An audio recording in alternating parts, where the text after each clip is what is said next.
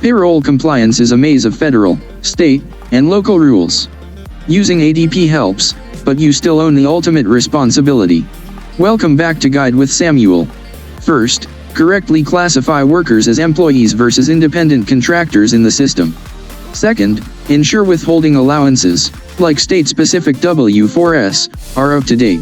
Third, stay on top of filing deadlines for new hires and quarterly taxes, even with ADP's service. Regularly run ADP's compliance reports to see summaries of your filings and any alerts.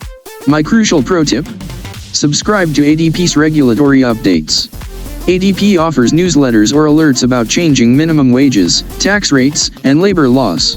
This proactive information is critical to updating your system settings before they take effect. Use ADP as your partner, not your replacement, in the compliance journey.